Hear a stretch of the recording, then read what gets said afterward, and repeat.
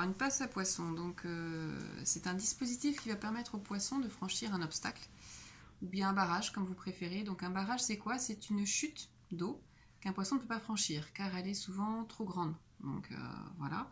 Donc on a différentes solutions pour permettre aux poissons finalement de franchir cet obstacle. Donc la meilleure des solutions c'est l'effacement. Donc tout simplement on enlève l'obstacle. Donc le poisson pourra franchir tranquillement à la montaison ou à la dévalaison ce point-là. Et les sédiments aussi qui étaient bloqués donc initialement par ce barrage pourront eux aussi transiter. Donc on va retrouver une dynamique au niveau de la rivière.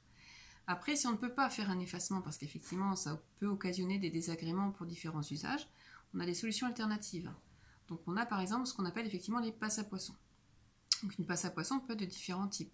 Vous avez un système qui est un contournement. Donc on va recréer à côté de l'obstacle en fait un passage d'eau où le poisson pourra franchir naturellement parce qu'il n'y aura plus d'ouvrage et on aura quand même un maintien du barrage, donc de la hauteur d'eau.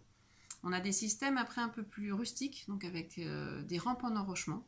Donc c'est un système qu'on place aussi à côté du barrage qui va diversifier les écoulements. Et là, tous les poissons pourront emprunter ce système de rampe. Et enfin, donc on a un autre système qui est plus technique, donc on appelle vraiment la passe à poissons. Ce sont des bassins successifs en béton qui sont positionnés dans des endroits souvent contraints par l'espace. On n'a pas d'espace pour faire autre chose. Et donc on va installer ces systèmes donc, plutôt en béton, mais qui sont très bien maîtrisés au niveau hydraulique et qui permettent aussi donc aux poissons de bien franchir les obstacles de cette façon-là.